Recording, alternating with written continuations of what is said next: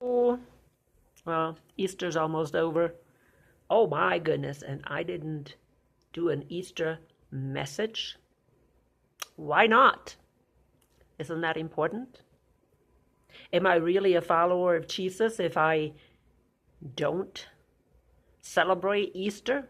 Or if I don't celebrate his death on Easter? Yeah, I've seen a lot of Easter messages and unbelievable Easter messages. One I saw with Trump. Oh, and everybody thought it was so cool. I mean, should have been a pastor, I heard some people say. Well, people, do you understand that he didn't write that message? Somebody wrote it for him. He was just blabbering it. And yeah, I also heard comments from Franklin Graham, Billy Graham's son. And because he was invited to this Easter celebration at the White House, in which Trump thanked all his supporters. Of course, he did win the election because of these Zionist Christians, because that's what they are. Hey, I hope you watched my last video. If you haven't, please watch it. Yeah, Zionist Christians. That's who he invited. Zionist Christians that are supporting Israel no matter what and support war. For what? To make fairy tales come true. That's what it is. It's not prophecy come true, because you can't do that anyways, but fairy tales. Because that's all that dispensationalism is. It's fairy tales. Please watch my videos. Playlist. Dispensationalism. And those are the ones that are supporting Trump. The Zionist Christians who are absolutely deceived and going the wrong way, who are following wolves in sheep's clothing, including Franklin Graham. Oh, but Billy Graham was such a great man and he led so many people to Christ. Did he really? Did he really? Yeah, did he lead them to Christ, or did he really lead them to follow Jesus? There's a difference. Again, Franklin said it very clearly. Everybody who believes in Jesus Christ is saved. Really? It's not what Jesus said, was it? Please find one verse in the Gospels where Jesus says all you have to do is believe. Now, don't just pick one verse out. I want you to look at the whole thing. What did he say? And when he really says, okay, whosoever believeth in him shall not perish but have everlasting life. But that is believe in him. It's not faith alone that saves you. Believe in him means you follow him. These people are not saying that. Oh, faith alone will save you. No, you have to follow. When you actually believe Jesus, you believe what he preached, then you will follow him. You don't stop at the cross and look at Jesus. Yeah, he died on the cross, sure. Yeah, exactly. I can see it. No, you're going to follow him. Just like the disciples followed him. Can you imagine if the disciples would have just said, oh, yep, sure, he died for us, and that's it, and they went home, went fishing again? No, that's not what they did. Follow him means you're doing the will of the Father. You're doing the will of the Son. That's what Jesus says over and over. Matthew 7. I said it so many times. Please go there again. Matthew 7. What does Jesus say in Matthew 7? following him. And that is the big problem that today's churches have, evangelical churches have. And I think maybe that is the original sin and leaven that came into the church. Because remember, I talked about what in the world made these people open the door to dispensationalism. What made them open the door? Okay, I said false interpretation. I don't know, maybe I said that in my German video, but false interpretation. But it's also false interpretation, of course, goes right along with distorting really the gospel. What is the gospel? What is the gospel that Jesus preached all the time, over and over? Did he say, oh, all you have to do is believe in me, then go back and do whatever? No, he always said, follow me, leave everything behind and follow me. He made it a point, I don't know how many times. The disciples left everything behind and followed Jesus. And when Jesus died, they continued to do the will of Jesus. They continued to preach the gospel. They continued to live according to God's plan. No, they didn't just, oh yeah, we believe and that's the end of it. They didn't do that. And this is what I saw. Oh, surely Trump is saved. He says he believes in Jesus. Look what he is saying. Trump has to say that. Because that's who got him to be president. Oh yeah, well, I know Trump is not always keeping his promise. But he needs to be continuing on the good side of these evangelicals that he invited to the White House. Oh, and it's historic. Historic.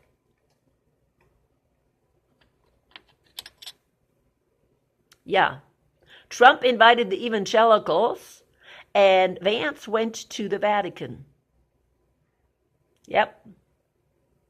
Hit a fly, what is it, 2 flies with 1 sweep or something, whatever you call that thing.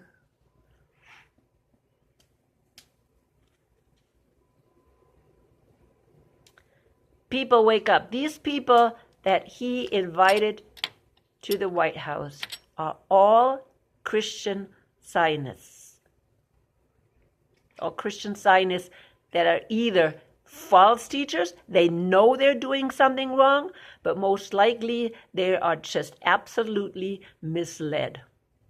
Because they allowed wolves in sheep's clothing to come into the church and to the seminaries. Oh, do I think Franklin Graham is any better? No, he isn't. They're all fake Christians. They're all nothing but fake. And this is exactly what we're having today. Fake. Fake people, fake Christians. Oh yeah, they're all running to church today. Oh yeah, Jesus died for us and Jesus resurrected. And yeah, they're all going to a sunrise service and worshiping the sun. I'm not talking about the Son, like the Son of God. I'm talking about the Son, S-U-N. Because that's what sunrise service is.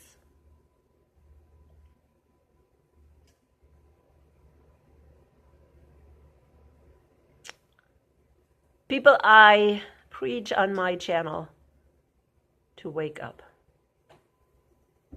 Preach on my channel to clean out the leaven. This is what Passover was all about, people. Passover is about cleaning. And it's not Easter. Well, if you want to, keep Easter and keep it like, really thinking about Jesus and, the Last Supper and all these things, well, you should be starting to clean. But you should be cleaning before you have the Last Supper. Should be cleaning, before Jesus is resurrecting. You really think you are going to be part of the rapture? Of course, there's people that don't believe in the rapture, so why would I even be concerned about them? Yeah, because there's a lot of probably blind sheep running around with those kinds of people.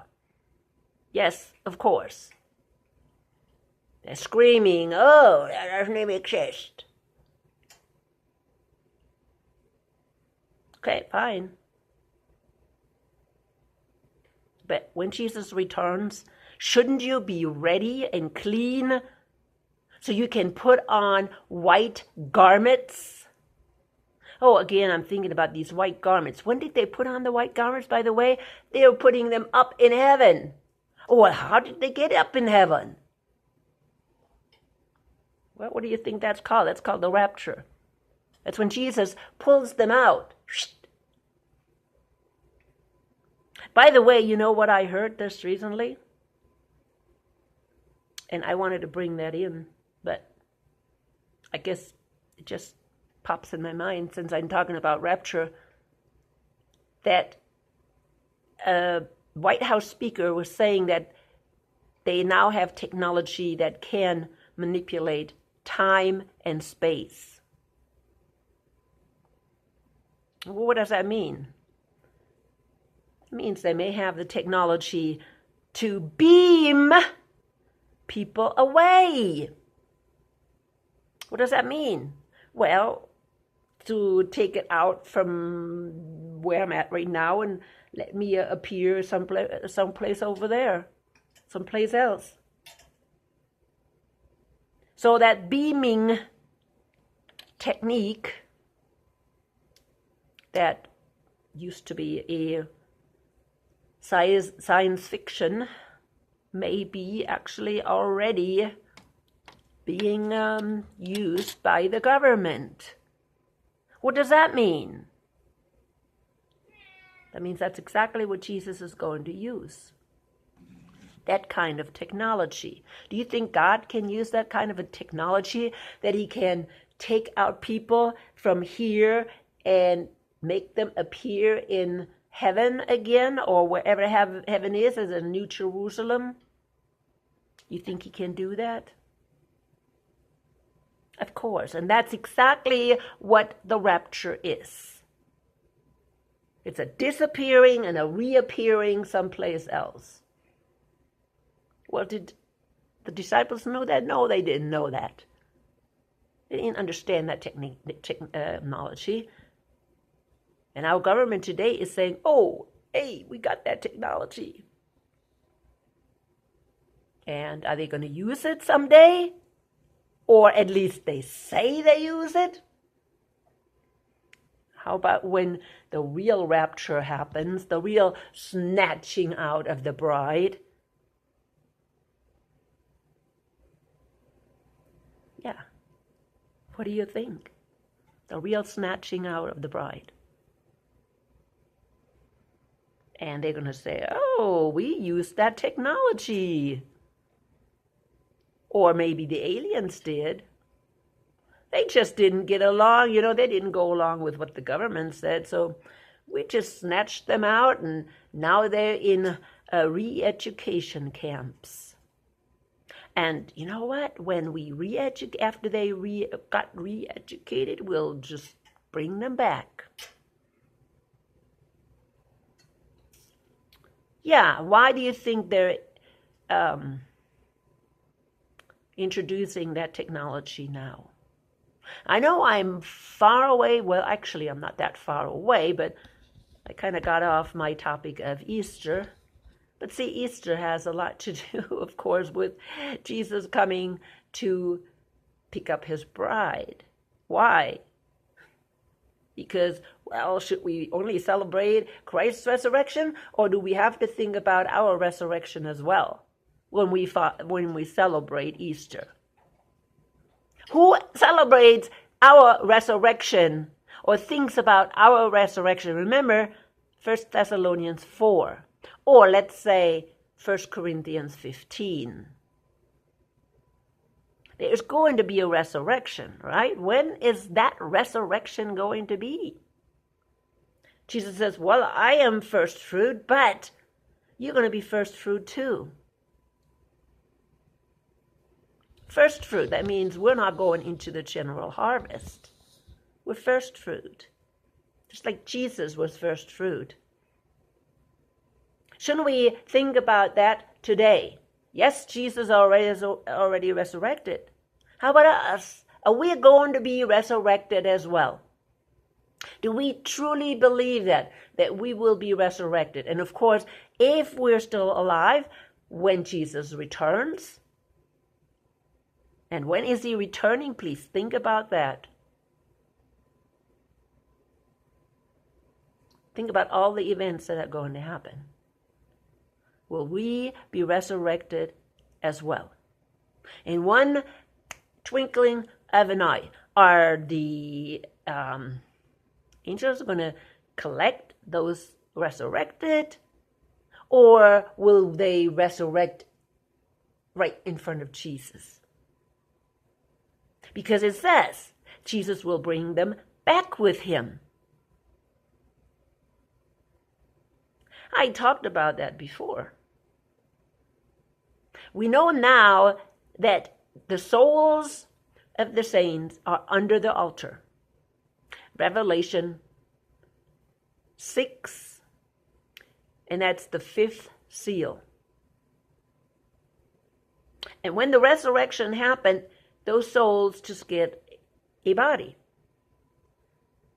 Are they getting the body, the old body that's in the graves? No, people. No. God doesn't need the stuff that's in the graves. It's gone. It's long gone. For most people, it's long gone. He can make bodies from any material. God can. He can put together a body with just any material. He doesn't need the old material. All he needs to know is the DNA. He only needs to have what? The structure, right? The structural DNA. And then he can construct the body. And that's what happens in heaven. That's what happens actually in the New Jerusalem, where the souls are right now. The souls are under the altar. And when the trumpet blows in a twinkling of an eye, those people will get a body. Just like Jesus had a body, a transformed body, in a twinkling of an eye. And that's what 1 Thessalonians 4 says. They will get a body, they will be with the Lord, and the Lord will come and bring them back with him. And then we, who are still alive, the same thing happens to us. Actually, what happens to us, that our body is going to be transformed. He's going to use the material of our body, and we're going to be transformed. So we're going to get a transformed body like Jesus had. And then what? Then we're going to be snatched out. No, we're not going to be gathered by the angels. Stop thinking that. We're going to be snatched out, just like the beaming. Teleportation. That's what they're calling today. Teleportation. I keep forgetting that word, but that's what it is. Teleportation. Manipulating time and space. That's teleportation. And that's what's going to happen. And in one twinkling of an eye, we are going to be with the Lord. No collecting. Do you know a twinkling of an eye is pretty fast, isn't it? Collecting by the angels takes a while. Who are the angels collecting? The guests, people. The guests, not the bride. Jesus will do that himself. And this is really what the resurrection of Jesus is all about. Because Jesus, the first fruit, but we will be first fruit as well.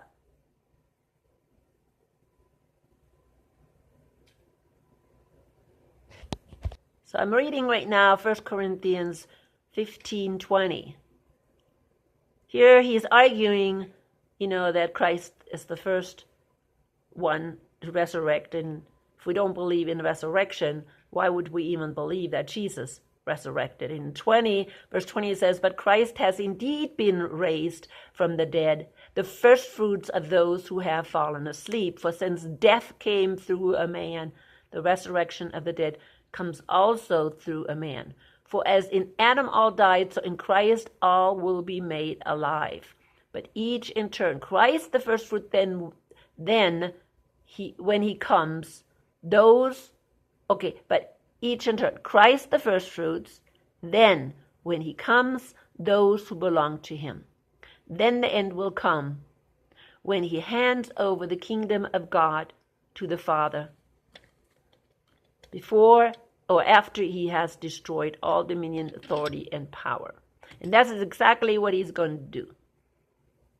He is going to destroy dominion, power, Satan's kingdom. Okay? He must reign until he has put all his enemies under his feet. The last enemy destroyed is death.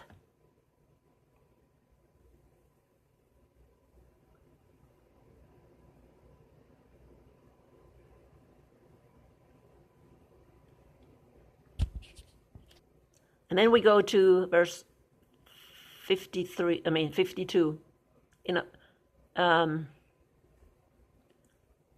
We will not all sleep, but we will all be changed in a flash, in a twinkling of an eye, at the last trump.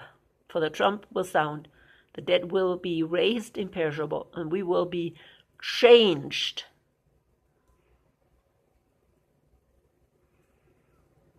When the perishable has been closed with the imperishable, and the mortal with immortal, then the saying that is written would come true: death has been swallowed up in victory.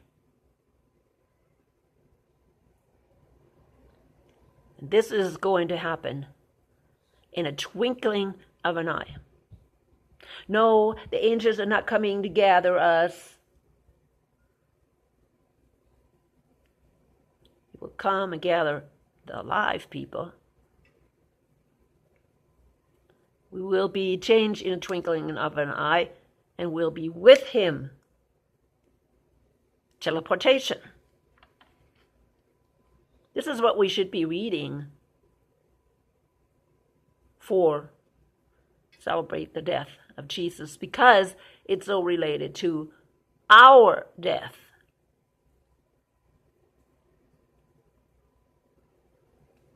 Yes, Jesus resurrected, of course, being the first fruit. We also are first fruit, and we also will resurrect.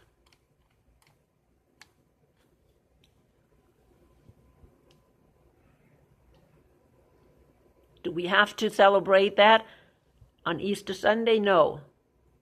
People, Easter Sunday or Easter is a pagan holiday. We should even stay very, very far away. I have done videos on Passover that we should stick with the Passover time frame. We know that Constantine is the one that changed the Jewish holidays because he didn't want to have anything to do with the Jewish holidays. And I'm thinking, why not? This is exactly, again, a trick of Satan. Stay away from the truth so people don't know what these holidays mean. Okay? These feast days of the Lord. Oh no, we don't want people to know what these feast days of the Lord mean. So therefore, we're going to go to pagan holidays. And we make these pagan holidays look like they are Christian holidays.